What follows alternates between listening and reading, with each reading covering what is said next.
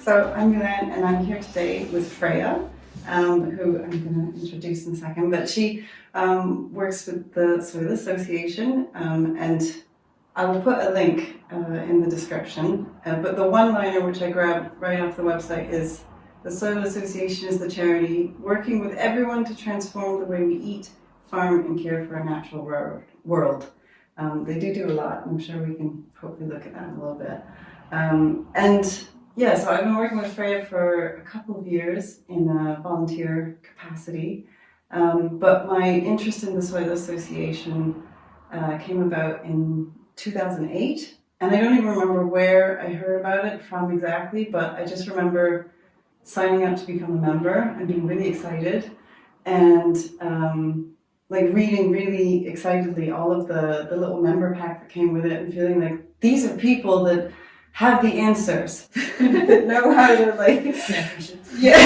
well, I don't know, it was just, I felt like I kind of found my tribe in a way, not that I ever met any of the people or anything, I just read the information. I became really obsessed with the ethos around Soil Association and organic, just in terms of agriculture, but the food. And I think that was probably the first time that I really thought, this is where, solutions to climate can also be solutions to health or well-being or lots of different areas. They all kind of intersect at a point. And that was 2008. At the time I was working with a very small agency. I really wanted to work in the charity sector, and I think I applied to a couple of roles, didn't get any. And so I was feeling a little bit disempowered. I'd always been very climate focused and wanted to do something, but I didn't really see an outlet or a way to do that. What else? And Soil Association, I think it really contributed to me going on to studying naturopathy. I think I've told you this, right? You have told me. Yes.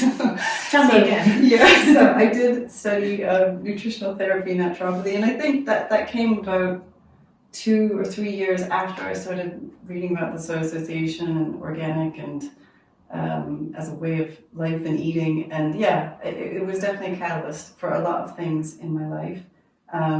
So Freya is going to join us today and talk a little bit about working in the charity sector, how she got into this career path. But most importantly, I really want to aim this conversation at how people can make a difference, how they can have an impact. Because I think there's a lot of concerns around feeling disempowered and so many challenges, whether they be social or climate today, and wanting to do something for people. So, Freya, welcome. Thank you. Could you give me a little bit of background about how you sort of grew up, or how you may become aware of any kind of either social or climate related challenges? Sure. Yeah. So I grew up in Shropshire, Yeah. which is a really beautiful part of the West Midlands. Rolling hills, lots of farms, quite a lot of organic as well there. We've got friends who do that. Mm-hmm. And also kind of going away, my family that notably took me on a boiling hot walking holiday when I was 6, which was too early, but after that, lots and lots of walking up hills and mountains and that kind of thing. Was that holiday in the area? So the one when I was far too young to go was in Italy in 40-degree heat. That's why it was. Wow. It's like a week of walking. Yeah. They set something off. You know about me. I've done a lot of walking since and enjoyed it, but that was too soon. But a lot of Wales. So my mum used to go on holiday to this Welsh valley, which I'm going to horribly mispronounce. It's a place called Mellenbereden. Okay. I think I got it. We started going back there and not to the same cottage, but we used to camp in this little campsite that literally had space for 2 or 3 tents. Compost loo, all of that kind of very, very green. And they still run it, but they have this kind of secret thing where none of it is on the internet. And if you have the one email address, you can get in touch with them and still camp there. We found out recently. So a lot of spending time out in nature, climbing up trees, that kind of thing. Nice. That's not really awareness of climate, I suppose.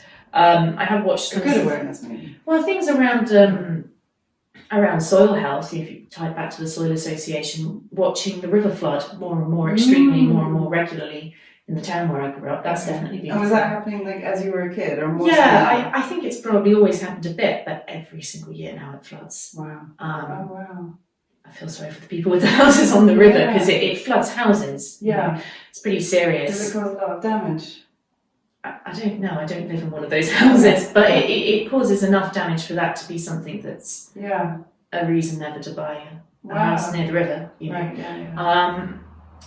And I think that is a sign. It can't be good for the farmland around or any of that kind of thing. Yeah, I see your point. I get really passionate about that, actually, because I think so. I'm working in a corporate organization and being a charity partner with the Soil Association. But personally, like, I feel like these large organizations, that it's really easy to say they're the bad guys. Like, and I'm not saying that they are devoid of any, like, guilt or having created problems themselves. Clearly, yes. And I think it speaks to the kind of philosophy of capitalism that we've been under, which I feel like is shifting. But yeah, looking at, like, from my own personal experience of being involved in a charity partnership, I feel like it's a way to kind of like shift the, I don't know, like, for the corporate side to have an opportunity to, use all their skills, which is what they've built their corporation on, to do something that's positive, and to share that with the charity side, who don't have the same amount of resources and don't have the same amount of reach necessarily, and to be able to kind of hopefully meet in the middle and do something powerful. I think that's really, really true. You made me laugh there talking about the resources thing, because there have been moments where we sort of looked around in our team of 2.5 people and gone, I think they think we're bigger than we are. Oh, I think they think we're much. We don't have that team, which is actually really great, and it's one of the good things about working for a charity. I did a corporate role before this, and it taught me an awful lot. But I had a very set role, and it was one little kind of fragment of an entire kind of user journey. And I've done all sorts of things, events, or design things, or write things, or pitch to people, or run events, like so many different opportunities through working for the charity and not having that resource. But yeah, I think it's the relationship between the sort of corporate and the charity world is really interesting. It's something that I almost struggle with at the moment, because I have no plans on leaving the Soil Association, but I wonder, in that kind of idea of like, where is my career going? I'm 25, I've still got time to kind of decide, like, do I want to retrain as a lawyer and work for Client Earth or something like that? Bit of a daydream. But how where are you most effective? And sometimes I wonder if actually you can be just as effective or more effective if you set up a green venture capitalist fund and you invest in some of these new green technologies that are taking nitrogen out of the soil. I think there's so much, those kinds of things. There's so much more possibility today, in terms of, especially like just social media gives you the reach that you wouldn't have had 20 years ago for sure, to have an audience. But where you mentioned your age, and like, I think that's another point, we've jumped ahead a little bit. I really definitely want to talk about like how, like, awareness of wanting to have an impact, like at what age did that kind of reach you, and like what issues were really primary? Because there is obviously a generational gap between us. Of course there is, isn't it? I'm 25 too. But yeah, I mean, I can remember, I think it was in the 80s, like, and there being Earth Day, and I was like, what's this? And that was really exciting. Like, I think that probably one of the first Earth Days, but I was like, it's cool, a kid, when, and that really caught my attention, and like first conversations around recycling and things like that. But I mean, I'm curious to know for you. I suppose in terms of the awareness, actually for a long time, what I was keenest to work on, I always wanted to work in the charity sector or make a difference. That or be an actress. And the sort of areas that were most interesting, I wanted to be a war journalist for a long time. Oh wow! From watching the killing fields, which Wow. the logic of that I question, because it doesn't seem to turn out too well for the war journalist. No, you know. I haven't seen that film, but I can imagine. Yeah, It's actually, I think really- he's a photographer, and it's a true story. Is it? Wow. It's not nice. Not an easy. No, yeah, it's okay. a very long time as a Yeah. prisoner of war, for want of Oh a better, wow. better phrase. Yeah, he gets sort of trapped. Yeah, and I think that kind of the mix of writing and sort of giving testimony. There are so many things going on in the world that we just don't know about. And so communicating that feels really important. And then I remember aged maybe sort of 7. Yeah. I think it was after the horrible walking tour. Maybe it was the same, maybe it was on the walking tour, because I think it was in France. We were in the south of France with my family.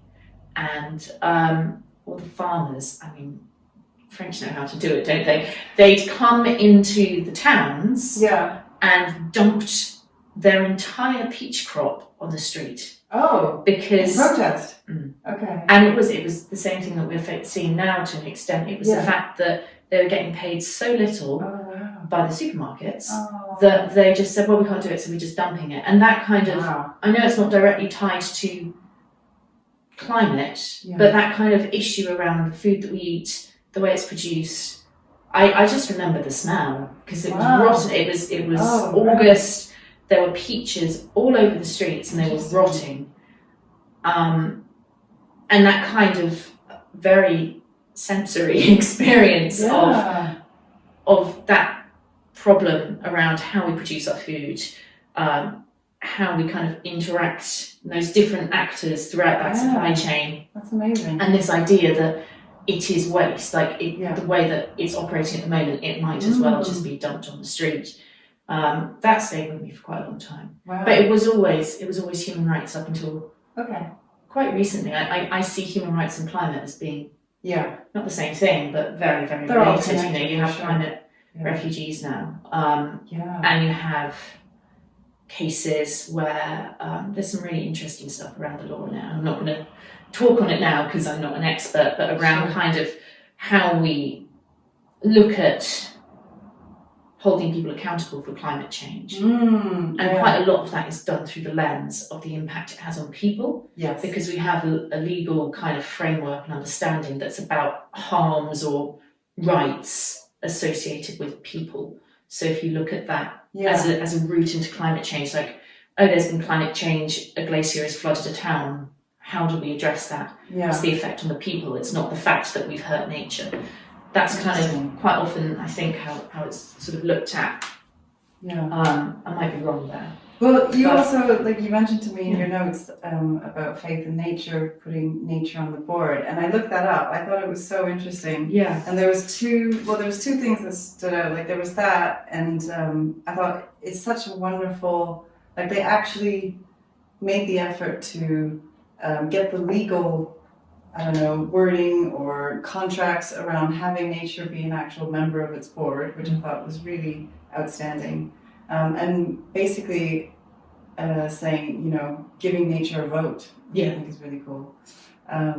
But the other one was also New Zealand, I think it was in 2017, passed a law to give nature the same rights, or it was maybe one particular river, but giving it the same rights as people, which I thought, that's such a big and exciting shift. Like, I definitely feel, I'm very much an optimist. I don't deny that. But I definitely feel like there is a changing of the tide that's kind of like, that's shifting awareness and perspectives and, I really want to, I didn't know about the New Zealand thing, I really want to look that up now, because the faith in nature point, nature on the board, it's not this kind of, they haven't put like a love fern in a chair in the boardroom, they've got individuals representing nature. Yeah. And the thing around sort of nature having the same rights or a river having the same rights in New Zealand is really interesting to me, because if you think about human rights and what does it mean to have human rights, it's about human rights and responsibilities as part of what people will throw up. Because if everybody disappeared right now and we just dropped you in the desert, it doesn't matter if you have a human right to shelter or to water or to asylum, because there's nobody to give it to you. True. So the idea of nature having rights, I mean, I love that idea as a concept, but I'm really interested in how the rights and the responsibilities piece kind of fits together, because at the end of the day, it's a different thing. It's not. Well, you can definitely argue that nature has a consciousness, but it's not a sort of I'm going to speak my mind now. It isn't a sort of human thing. I just to sort of add that point around sort of consciousness, I suppose, and having an impact. I think the way that sort of relates to my ethos is very much around having a sense of ownership of your actions. And so it's not like, oh, there's a mosquito, bam, now you're dead. Ha ha. It's more around like, well, I've chosen to kill this mosquito because I acknowledge that from my perspective, not scratching my arms and bleeding everywhere is worth killing this thing, which is a pretty brutal thing to acknowledge to yourself. But in acknowledging it, you have that kind of ownership, and you're empowered to move through the world in a way that's quite intentional. Which can sometimes make me feel really panicked, actually. You really get overwhelmed with all these different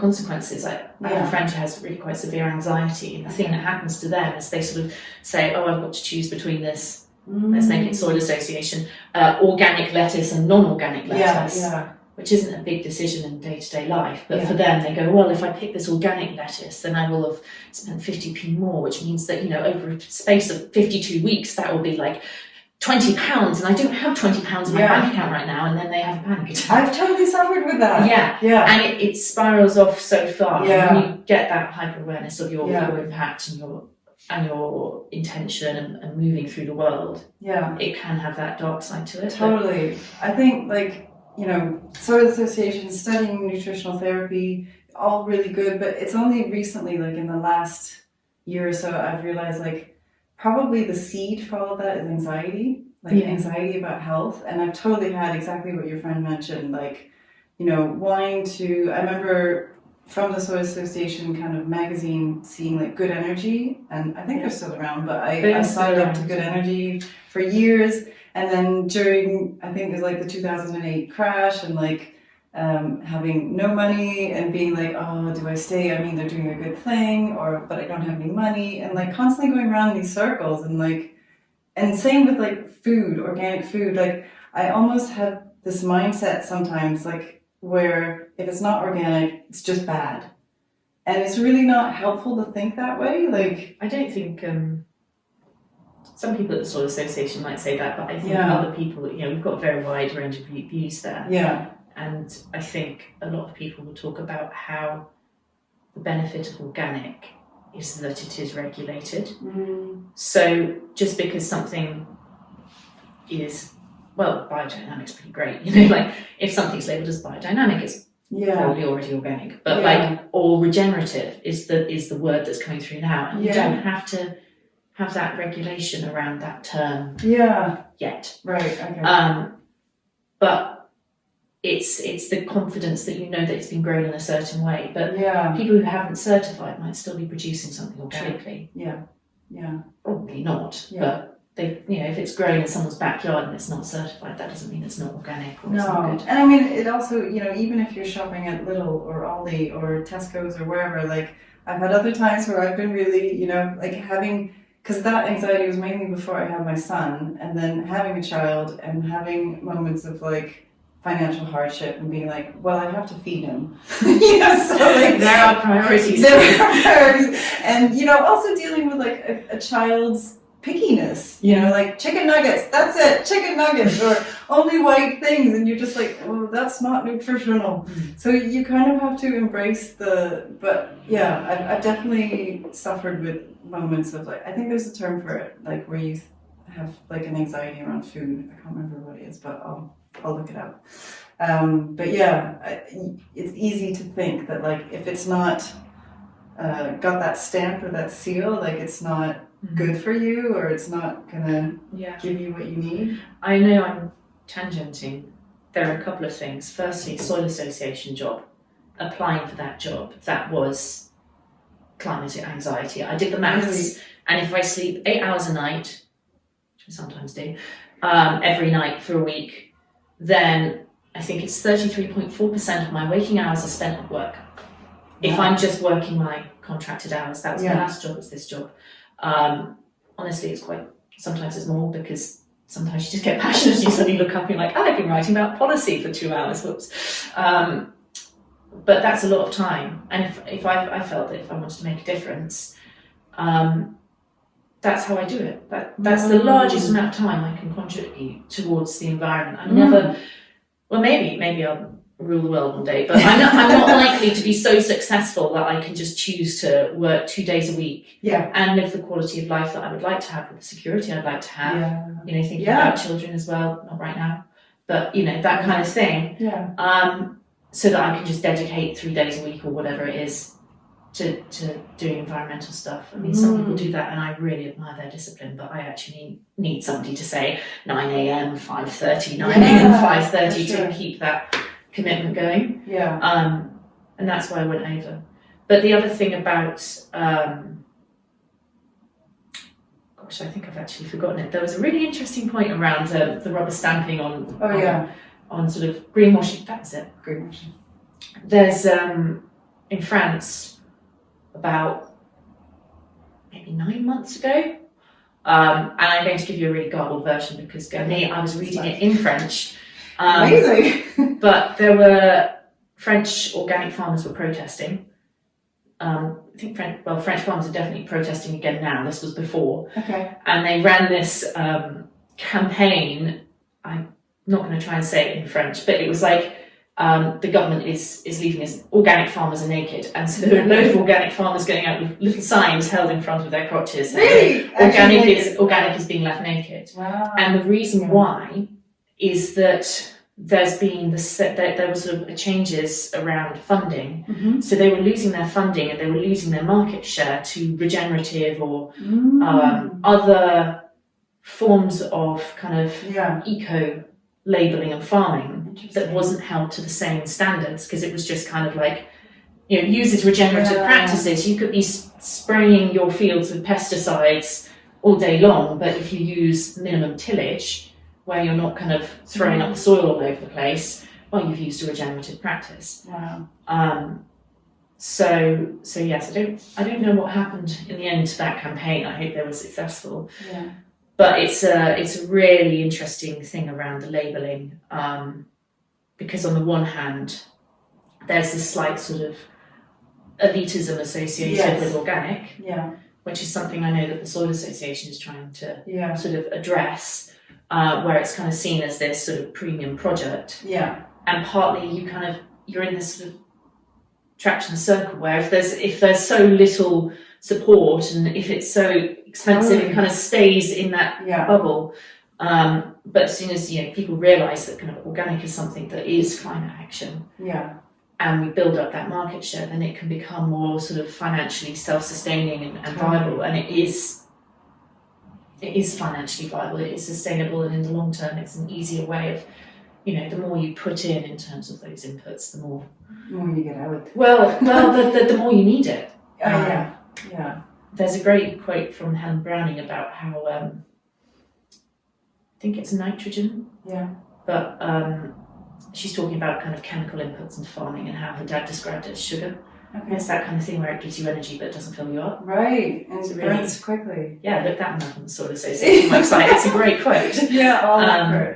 But there's an interesting one around those kind of labelling things. Interesting. Because we're getting more labels which when you walk into a supermarket, you look around and you're like, oh, Yeah. great, you know, everything's green now. Yeah. But because everything's green But now, what do they mean? what is truly green? You know, how do we address greenwashing? And I think that, like, particularly the European Union are doing a lot on that around regulating what you can and can't say. Yeah. It's changing a lot. Oh, that's good. But it's this kind of constant battle. Yeah. The farmers in France, like, do we have similar sort of issues here? Because I feel like the Soil Association is, I feel like, anyway, it's such a good standard and the certification is really well regulated that hopefully we're not having the same issues in the UK, but I think, so organic is its own thing, you know, it's regulated, these are sort of internationally kind of recognised standards, that's that thing. And what the issue in France was, it was that kind of dual thing of losing funding, or sort of not being funded any more than other kinds of sort of regenerative farming that didn't have to adhere to such high standards, as well as having the market for green choices diluted by these other labels. Yeah. And I think in the UK, again, very clearly speaking as Freya and not the Soil Association, it varies quite dramatically between devolved nations. So like Scotland, Wales, England, very different. And a big problem, I'd say, around this kind of area beyond the funding, which is always a challenge, you know, everywhere. That's not quite true, actually. In Europe, there's a lot more sort of governmental support, actually, typically for organic than in the UK. And more funding and that kind of thing, typically, not everywhere, but typically. But in the UK, there's that market share piece, which I think is, you were talking earlier about how you have an impact and, you know, at points when you felt sort of disempowered about the climate. Yeah. And the Soil Association is doing this really interesting thing where it's kind of got, I was going to say two-pronged, but it's more like sort of eight-pronged approach, where we can sort of talk to and sort of engage individuals. Because if people understand that idea of organic as climate action, then that's something that empowers you to have an impact on the climate. And that's really exciting for you, and it means that, you know, you can drive up that demand, because organic is something understood for what it should be understood as, which is a solution to the health, nature and climate crises, rather than like a thing that posh people do in Waitrose. And so you can do that, and then there's also working with government and sort of trying to say, look, this is government and sort of the private sector. This is a solution for you too. You know, if that's a policy maker and saying, well, you want to reduce levels of childhood obesity in the UK, look at their diets. How do we get free school meals? How do we get more fruit and veg integrated in a way that's actually tasty? You know, you're talking about your son. Yeah, absolutely. Still a challenge. I bet. And then there's also kind of like, well, you know, if you're talking to the private sector, to retailers, saying, well, you know, each year your suppliers are being impacted by extreme weather. Maybe if we farm in a way, maybe if you invest in building up this organic side of things, or purchasing from farmers, even if it's not organic, you know, purchasing from farmers who manage their water sustainably. If it's, I don't know, in the south of France or something, you're growing grapes, I don't know. Then that is actually something which financially makes sense for you, because you're mitigating your risk long term. And I think that's sort of where we're looking at it in terms of organic farming in the UK is, and it comes back to that charity partnership, the corporate perspective, where I was saying you have to have something to offer. Whether it's to the farmers having sort of a more financially resilient farm, whether it's consumers feeling empowered about climate and nature and still being able to see a kingfisher when they go for a walk along the river. Or if it's retailers being able to kind of mitigate their risk, there's always that kind of benefit that it delivers. It's about communicating that benefit. I think what I'm getting out of, like, in a bigger lens sort of perspective, is like having an impact is so wide, and I think there's so many areas where you mentioned, like, taking money out for somebody, like those are things that actually run through my mind and stress me out. Yeah, You know, stressing out. Yeah, because you feel like, oh, I want to, but should I? What's it going to go towards? You know, lots of questions like that. But I think like when we're saying like, yeah, I feel with a bit of time from like 2008 when I was much younger and sort of like really feeling disempowered, things that have changed since then for me are understanding what an impact is. And I often think about this because I think when I look at younger people today, I do think there's a lot of anxiety. I do think there's a lot of disempowerment. I think generally people feel like they don't necessarily matter, or I mean that sounds very loose, but like they don't really understand how much impact they can have.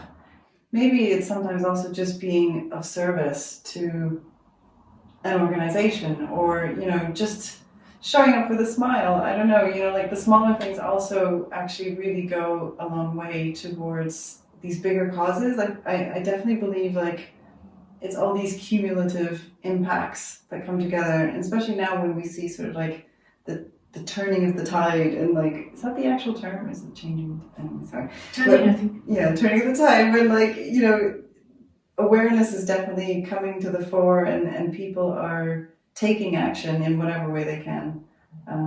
Yeah, I think all the things matter, all the little things as well. Yeah, I think we're slowly getting the story of how I got into the Soil Association in piecemeal bits. I mentioned before that an issue I was interested in was sort of human rights, particularly around forced migration. And part of that was coming to Bristol for a year. I took a year out of university.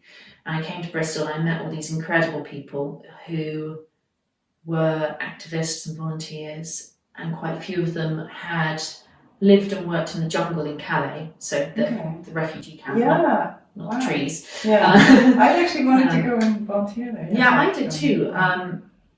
But they'd done it very long term, so some of them had done it for like 2.5 years. Wow. Or, you know, 6 months on, 6 months off, that kind of thing. And they're still my friends and I admire them so much. But they are literally carpenters. Mm-hmm. And, you know, if you look at me, I'm not a carpenter. Yeah. I actually have a pretty severe back problem. Like, you know, I have a disability, damn it. So, like, I can't do what they can do. Yeah. But I've been incredibly lucky to have an extremely high education, you know, high standards, lots of different connections, lots of different opportunities to explore interests and to learn how to operate and move through different environments as well. Mm-hmm.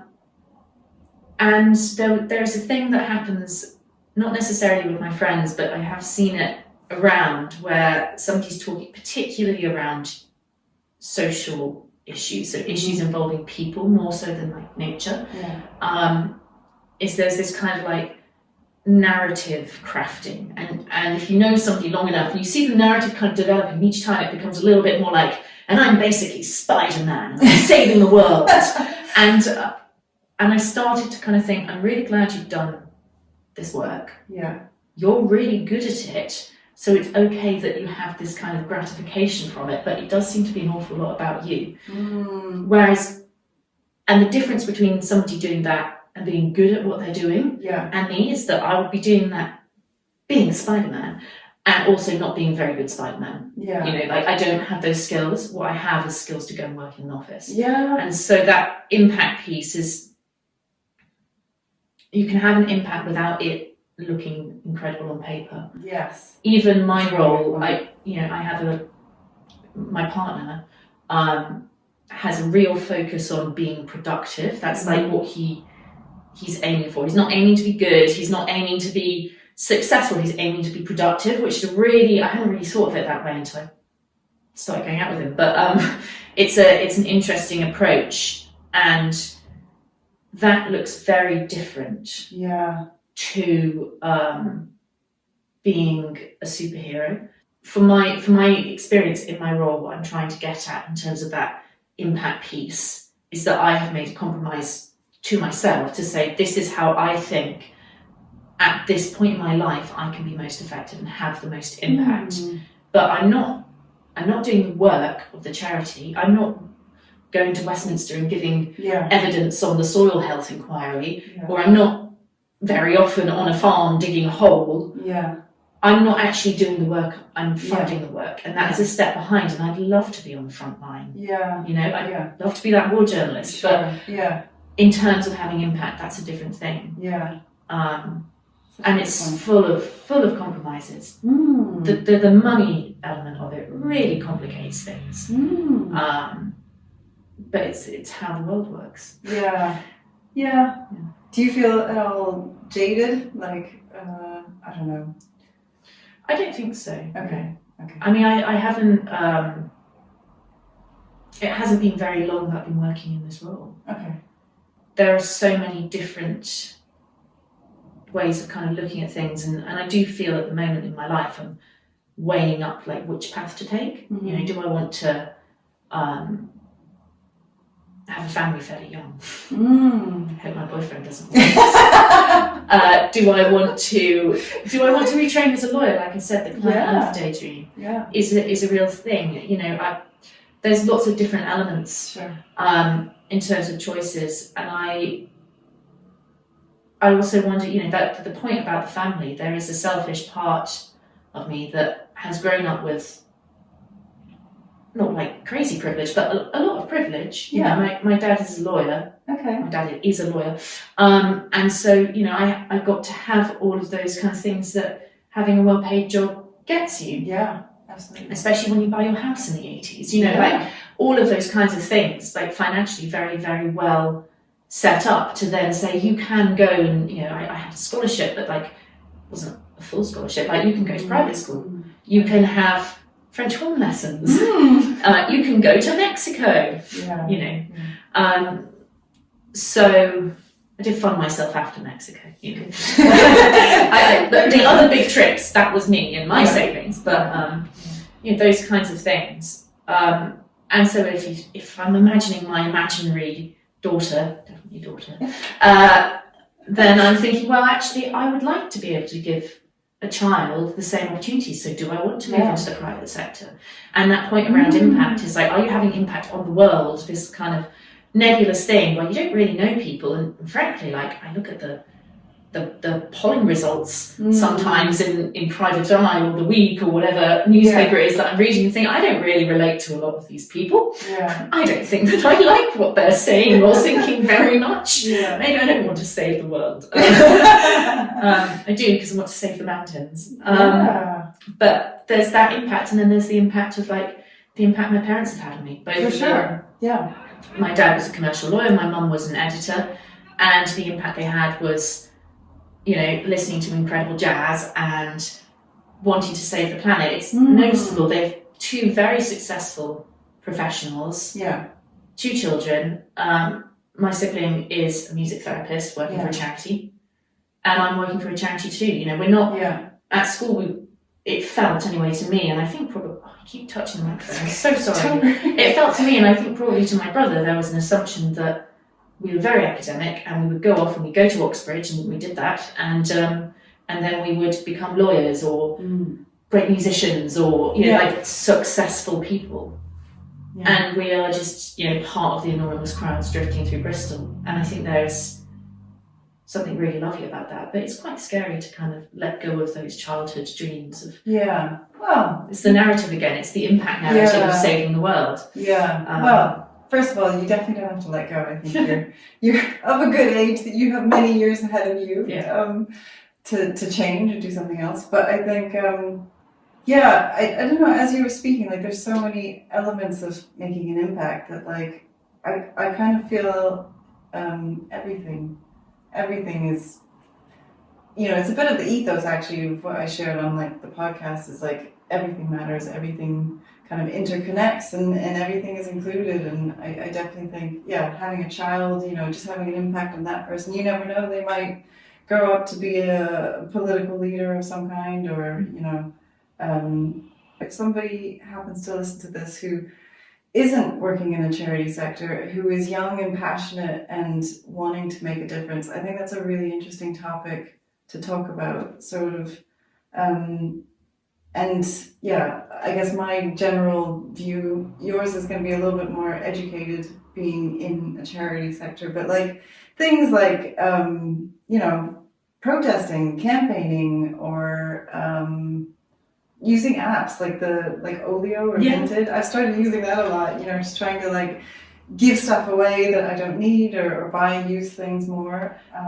Yeah, I think it's interesting to discuss sort of what probably is helpful in this day and age and get your view.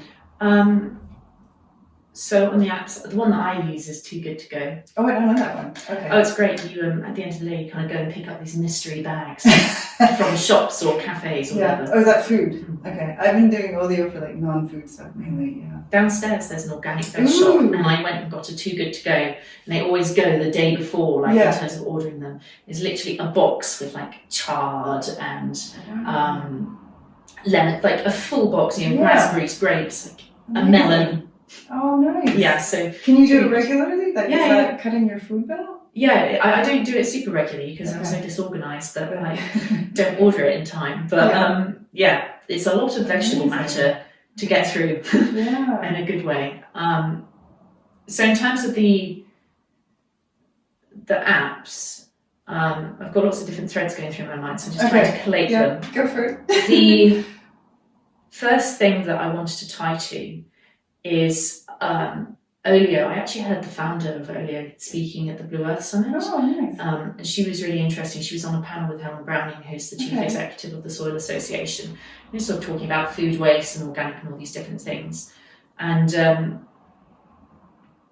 can't remember what she actually said, but the point was raised by the moderator, sort of saying, isn't an app like Olio a symptom that we have a flawed food system? And I think in that sense it is, you know, there's so much food going to waste. Yeah. And people are still using food banks. There must be something wrong. Absolutely. And so I think using something like Olio, I can't remember exactly, I don't want to accidentally misquote her, but I'd imagine some around the sort of response that it came is like, yes, it's a sign that there is a flaw, but it's also the solution in the meantime, that kind of moving towards things. And that's, I think, a really important thing to bear in mind when you are thinking about joining a charity.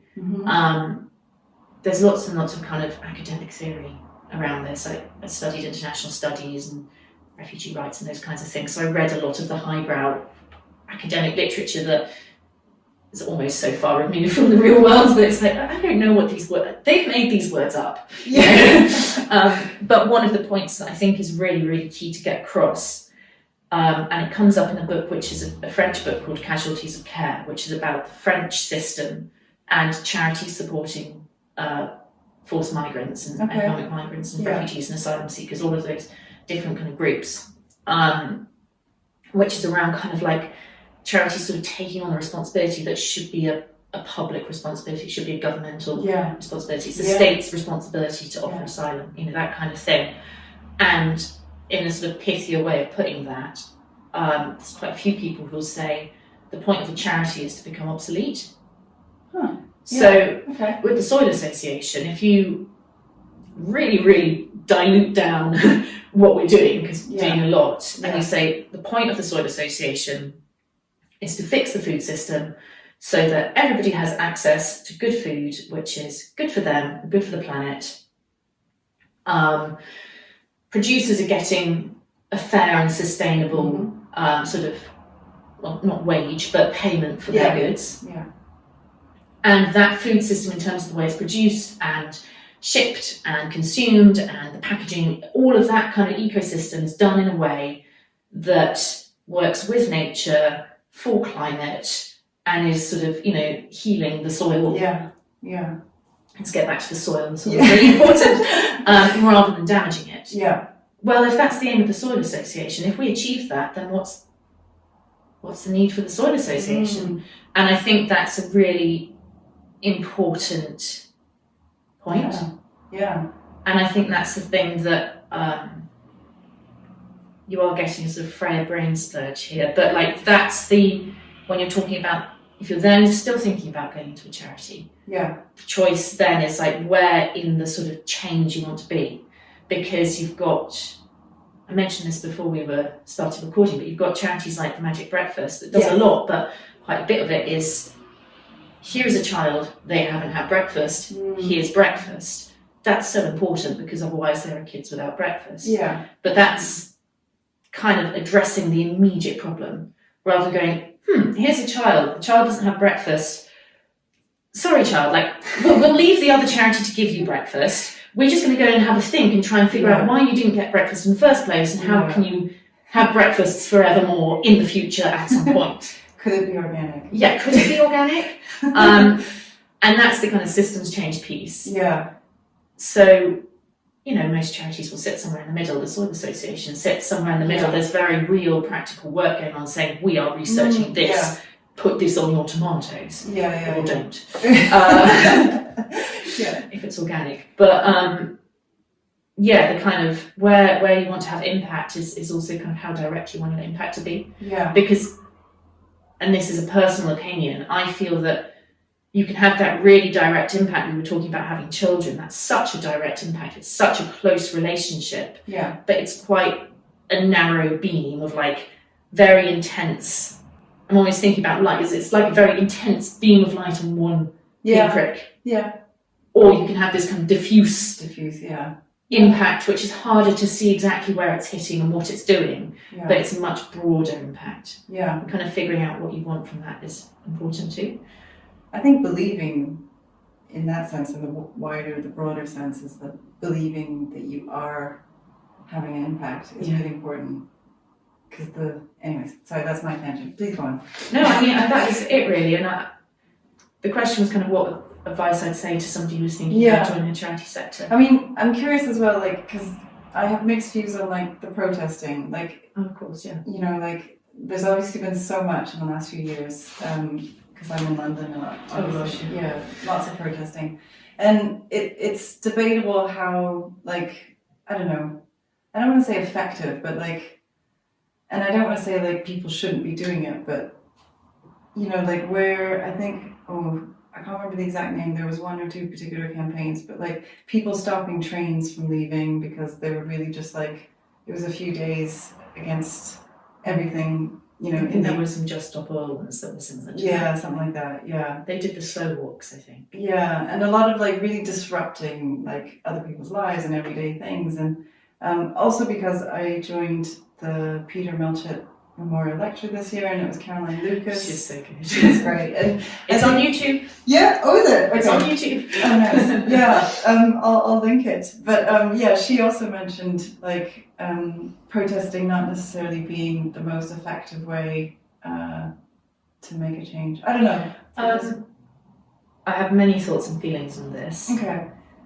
I suppose the first one is you're talking about when I sort of became aware of climate change and things like that. Actually, I remember my parents had this cartoon that they cut out of, I think it was probably Private Eye, when I was youngish, you know, sort of like maybe 10, maybe a bit older, early teens. Yeah. And it was literally like a side by side of the same kind of street view in London or America somewhere. Yeah.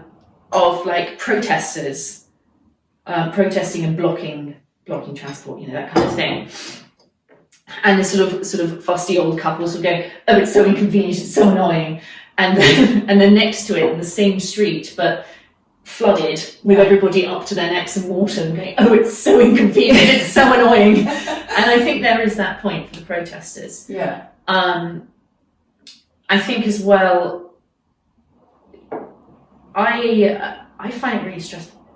I find it really stressful going to protests because I don't quite know why it happened, because I used to be so happy in a crowd, but I actually just find it a lot to be around lots of people. For sure.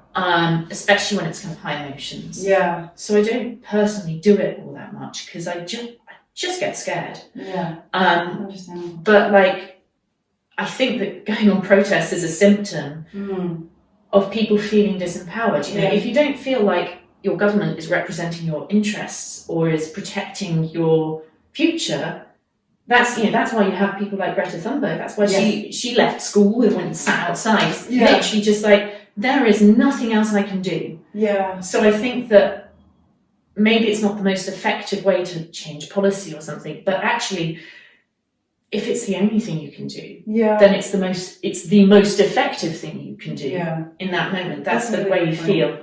And I think as well, the sort of big one that I remember going to was after Sarah Everard was murdered. And I was living near Clapham at the time. And, you know, walking around the streets on my own at night, because, you know, I had my own life to live and that kind of thing. So it felt very close to me. And I didn't go down to the Common that night because I would 100% have gone. I thought it was cancelled because they put up that it was cancelled, and other people came back and like, I was going to go with my housemates and all of these things. So then the next day when I sort of turned on the news, having written a very, very bad spoken word poem instead about it on my own in my flat, feeling awful. And I saw that people were going to protest in Parliament Square because of the way that they've been treated at the Common and all of this kind of stuff. I went. And I think there's a sort of element to protesting as well, which is really valuable and important, where you look around and you say, oh no, I'm not alone. Here are all these people who are feeling this. And it was interesting because for that protest, it almost wasn't, to me, totally clear what it was for. I was going because it is very emotional, but like I was going because I wanted to grieve for this woman, and you know, also all the people who weren't middle class white women, you know, all the other women who were being murdered that we, you know, somehow forgot about. Surprise. But like I wanted to go and grieve for this kind of injustice, which to me seems so rife. You know, I've seen so many friends hurt in similar. Obviously not that badly, but you know, none of my friends have died, but you know, friends have experienced extreme violence.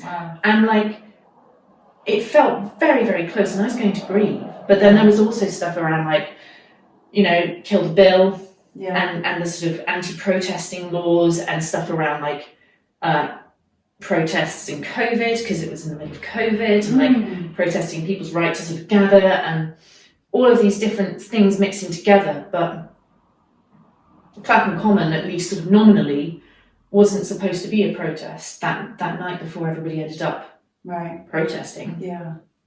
It was about, you know, the Facebook event anyway, was like gathering for a vigil. And I think that is a really important thing for protesting. It depends what you're going to protest, you know, and there are the good ones where it's sort of like community and collective grief and collective comforting. Then there's the kind of like trying to lobby for policy change, and I would agree with Caroline Lucas there. I think it's important that we express how strongly we feel, but I don't think that protests on their own are going to get it. I think, you know, you have this relationship between activism and charity, and different organisations sit in different parts, you know, like Greenpeace is very activist. The Soil Association does activism, but really it's mostly a charity in the sense of like, we're now going to do this academic research into how we use living mulches on blackberry bushes. You know, it's not exactly hitting the streets. There are plenty, but still effective. And so it's kind of like that one, the activism side is saying we need change. This is how much we care. And then the charity side is saying, you know, this is how we do it. Let us help you now that you've agreed to do it. So there's that kind of element too with the protesting. And I think the final thing, just to go back to what you were saying about working in a charity and having impact and those different things, is like, and the apps as well.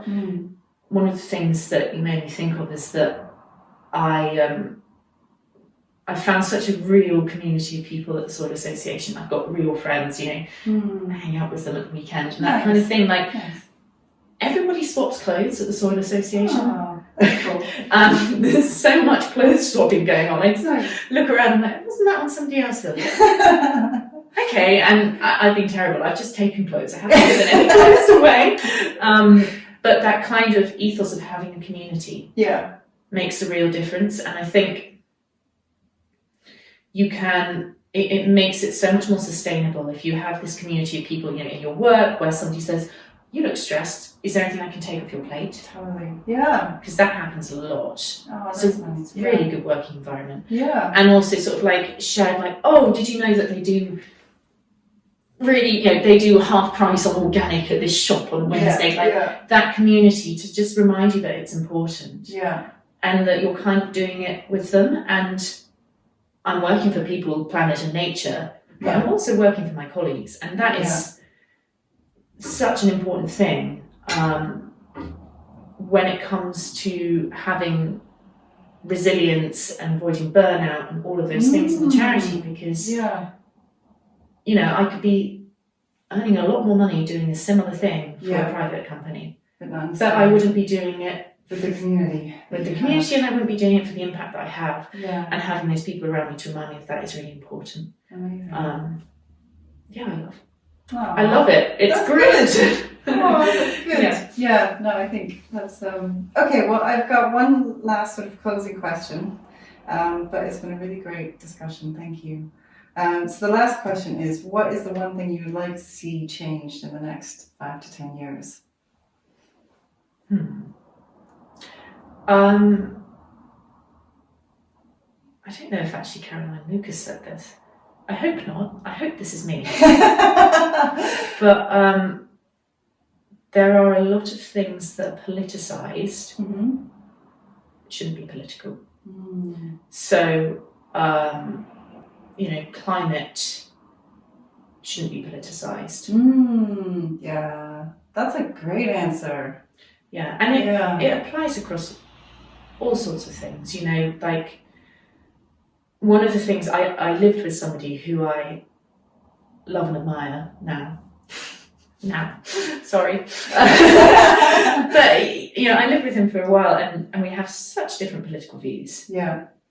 And I've got a family member who's the same, like totally different. More so actually, I have a family member who watched, you know, used to watch GB News, which is, I mean, you've got an impression of me. I work for the Soil Association, I live in Bristol, and I'm 25. I'm not really a GB News kind of person. Yeah. And with both these blokes, sometimes the kind of political debates, I'm like, we are far, far apart. I don't understand how we find common ground. And then I remember talking to one of them, I think with the help of some wine, to be honest, and going, oh, hang on, like if we were walking down the street and somebody shouted a racial slur, we'd have the same reaction. If we were walking down the street and somebody started harassing a woman, we'd have the same reaction. Right. And I think